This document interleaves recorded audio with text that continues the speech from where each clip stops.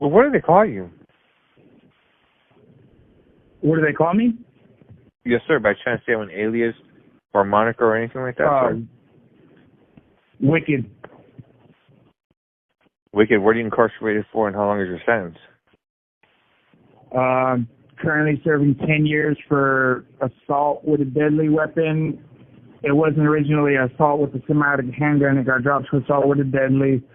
4 gun charges, 2 ammo charges, a possession of a Xanax, possession of, I think 2 possessions of riding around in a vehicle with a firearm, 2 violating restraining orders, and a stalking charge. Where are you from out here on the streets? I'm from Desert Hot Springs, California. Do you or did you at any time in your life belong to any type of gangs, groups, organizations, sir? Yeah. Do you mind saying what you were associated with? The Southsiders. Okay. The first thing I thought about, man, was all the tattoos that you have across your face. What exactly do you have tatted on your face, man? And what compelled you to want to get your face tatted like that, man? Honestly, my baby mama said she would leave me if I did. So that was the first. I got the D first for my city, and then I got the VC, which is Valle Coachella, on my chin. And then criminal is who I used to run with, so that's like a click. And then I got a Playboy bunny on my head, and then I have a spider web in my ear, and I have California on the back of my head. How old were you when you first got your first face tat? My first, I want to say like 26. What was your family's reaction? Like, did your mom react to it, or your sister, or anything like that? I don't have brothers or sisters. My mom passed away when I was 17 on Easter Day. I don't know my dad.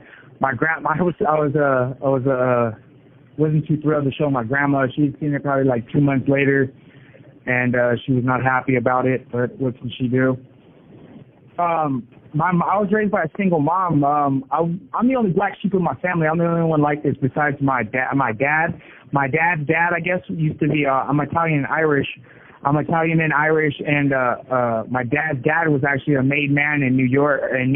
I don't know which family he was from, because my grandpa cut off my dad because in that lifestyle you don't use drugs and all that, and my dad was using drugs, so he just completely cut him out of his life. But my lifestyle was good. I didn't really start getting into trouble till I was like 15 or 16. My mom passed away at 17, and then from there on, I basically hit the streets. And my grandparents tried to take me in and shelter me from everything, but I'm rebellious, and the more people try to tell me to do something, the more I'm going to rebel against, and that's just how I am. Talk to me about this case. Why did you start carrying pistols to begin with? My city's a rough city, so it's like either have one or get caught. This call and your telephone number will be monitored and recorded. Or just get caught and be a victim. I always had both times I got busted on this case, I had 2 firearms on me at each time. And then the first case, the one where I got the assault with the deadly, they found a 40 Glock in the house, and I got access to a 40 Glock, but it got dropped. So explain to me this situation, my friend. Explain to me who was involved in it, how this whole thing played out, how this day played out, how you caught this assault charges, and what was it that happened, man? Okay, how did your whole world turn upside down? Okay, prior to this, I got out of prison in 2016 for a robbery. 2017. No, 2016. I got out, I want to say, December 25th, 2016. I went to high school with my children's mother. Well, she hit me up, I want to say, like 2-3 months out. So we started talking. I got her pregnant in the first 90 days. Okay, so prior to this, I went to a bar. she was tripping that I went to a bar, called the cops on me. I went to jail for a domestic right there, which I beat in trial 2 years later, but I'm on bail this whole time. So I walk out with a misdemeanor. I walk out with a misdemeanor after trial. They're offering me 10 years at 85%. I took it to trial, beat it, walked out with a domestic violence misdemeanor. So 2 months later, we're arguing. My baby mama bought a double wide in my city. So her people bought a double wide too, and her sister bought a double wide a street up, and her brother bought a double wide a street behind us. So they're right next to us the whole time. So we got into an argument. Somehow the family got called. The sister kicks in my door. I'm arguing with my baby mama. I go, and once I hear the door get kicked in, I go and grab my gun. And the sister's right there, so I grab the sister, and I'm trying to get her out of my house. And then her baby daddy happens to come up, sock me in the mouth. I draw down on him. He turns around, leaves the sister, runs out the house. And now I'm looking out the house. I step out and I look out, and her brother's got an assault rifle right there. So I slam the door, and then I hear him screaming, call the cops, call the cops. So I ended up, this all happened at like 11 in the morning. I end up dipping out. I'm only in my boxers, so I grabbed some basketball shorts. I couldn't even find shoes. My house is right next to the police station, like a two minute, maybe if that, drive. So I ended up hiding, getting away from the helicopter, and then getting busted 2 weeks later. And I didn't make a statement, so nobody went to jail, even though they pulled a gun on me as well. And I bail out on $110,000 bail. And about 2 months later, I get busted with 2 handguns in the car. There, I fell asleep in a residential spot. I guess I had the car going or whatever, but it was perfectly parked. It wasn't. The cops just happened to drive by.